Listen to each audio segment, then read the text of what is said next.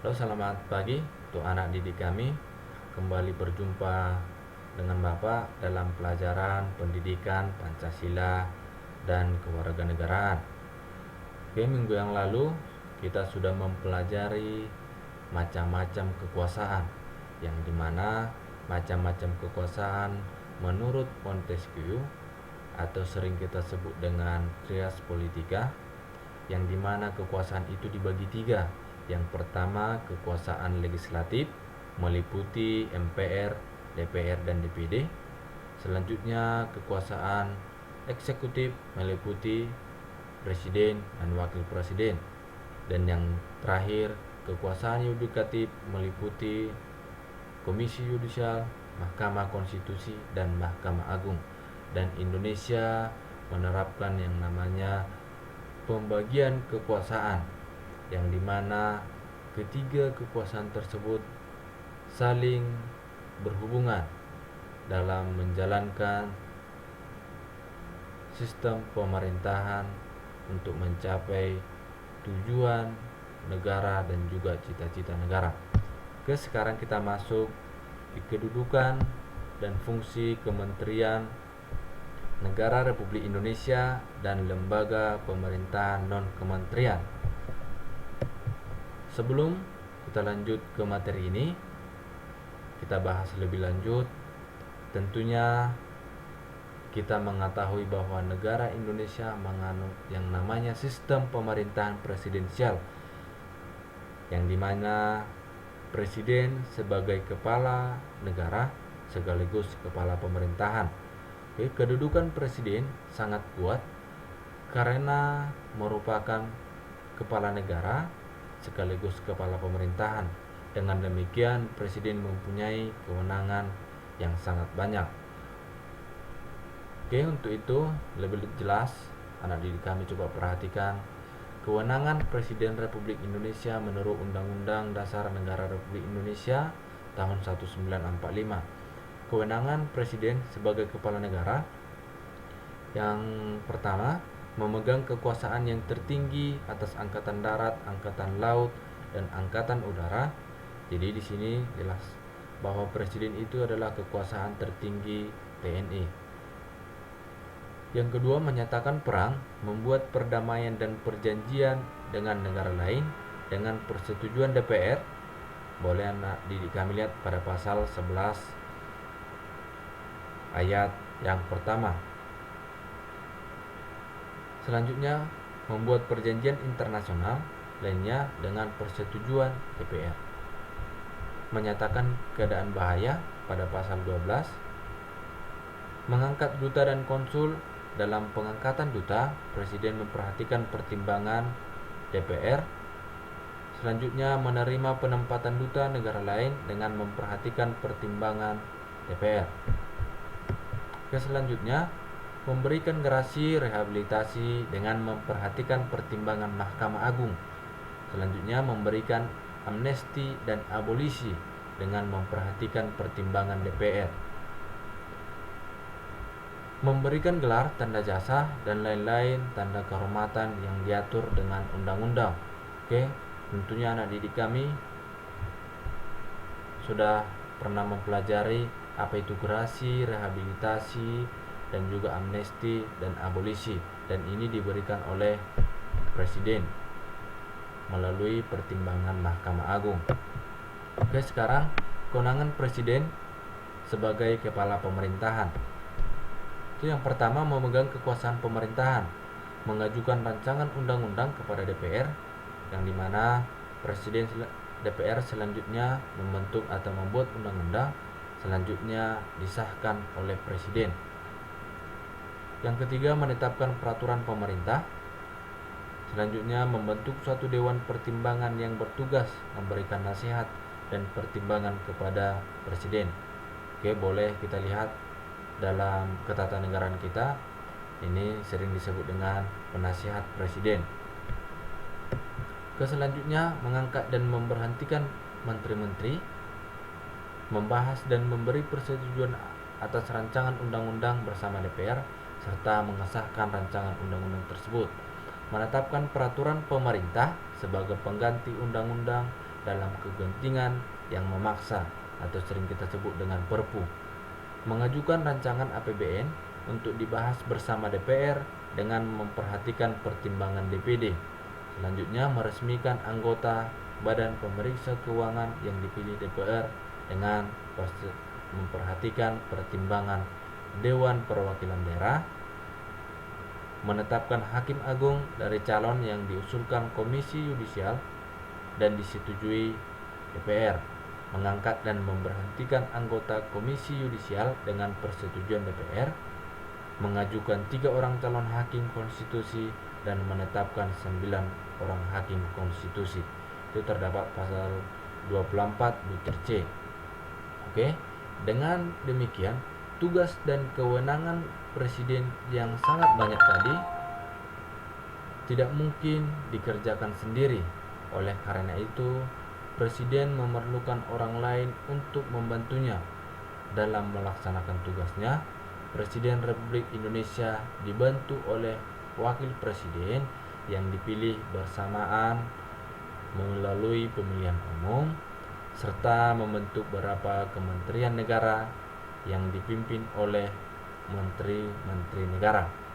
Sekarang kita masuk tugas Kementerian Negara Republik Indonesia.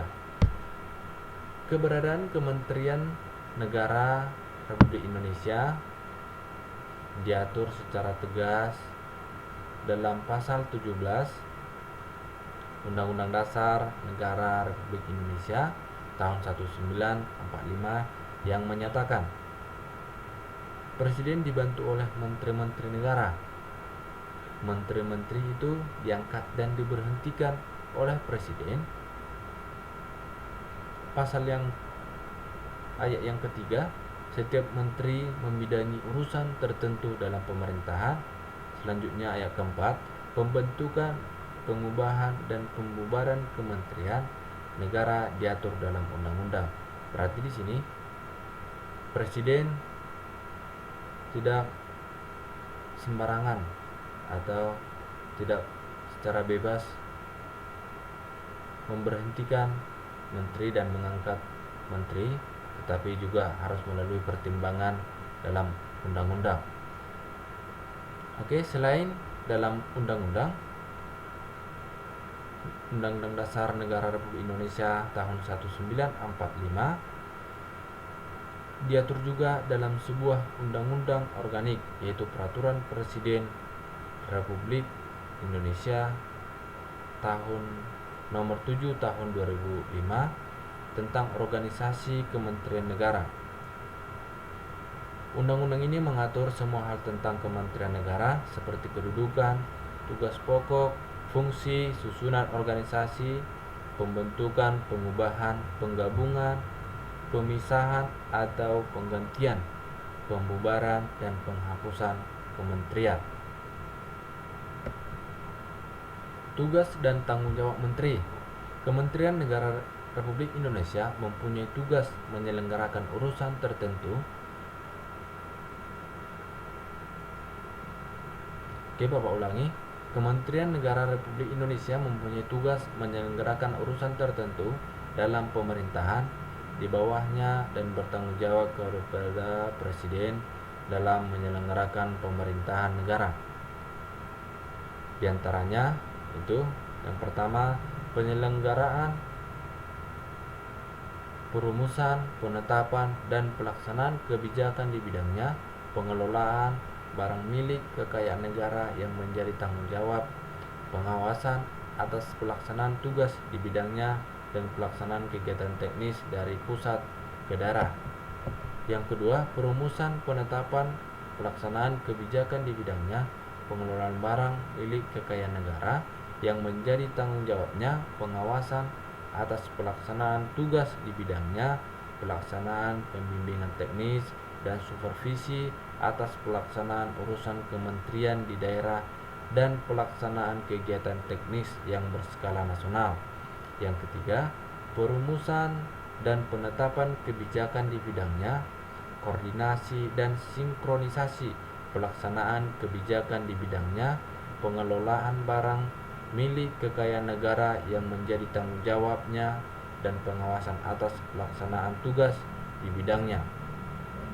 Oke, selanjutnya dalam pasal 17 ayat 3 juga disebutkan setiap menteri membidangi urusan tertentu dalam pemerintahan. Dengan kata lain, setiap kementerian negara masing-masing mempunyai tugas sendiri. Adapun urusan pemerintahan yang menjadi tanggung jawab Kementerian Negara adalah sebagai berikut.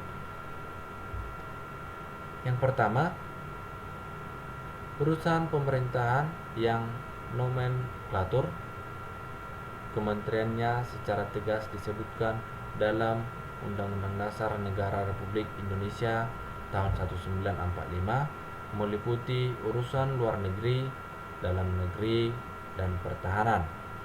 Selanjutnya, urusan pemerintahan yang ruang lingkupnya disebutkan dalam Undang-Undang Dasar Negara Republik Indonesia tahun 1945, meliputi urusan agama, hukum, keuangan, keamanan, hak asasi manusia, pendidikan, kebudayaan, kesehatan sosial, ketenagakerjaan, industri, perdagangan, pertambangan, energi, pekerjaan umum, transmigrasi, transportasi, informasi komunikasi, pertanian, perkebunan, kehutanan, peternakan, kelautan, dan perikanan.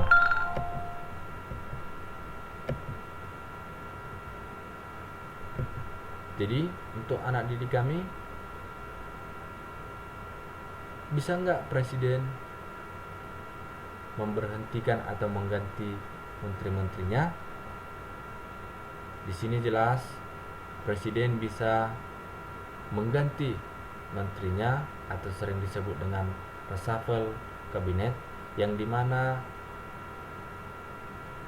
dengan tujuan untuk lebih menjalankan tugas atau tupoksinya lebih optimal mungkin dengan tujuan dan cita-cita bangsa Indonesia.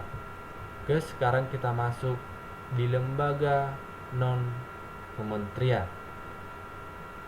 Apa itu lembaga non-kementerian? Lembaga pemerintahan non-kementerian merupakan lembaga negara yang dibentuk untuk membantu presiden dalam melaksanakan tugas pemerintahan tertentu.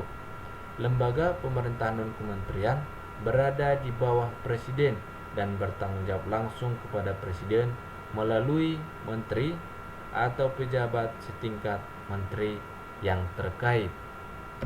Oke, lembaga non-kementerian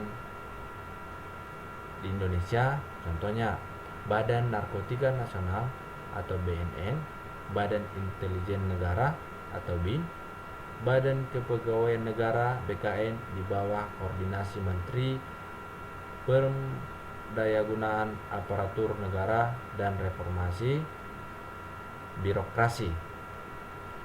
Dan selanjutnya boleh anak didik kami lihat dalam file buku yang Bapak bagikan. Oke, saya kira sampai di sini untuk pertemuan kita hari ini. Jika ada yang kurang jelas atau jika ada pertanyaan dari anak didik kami, silakan kirim dalam kolom komentar.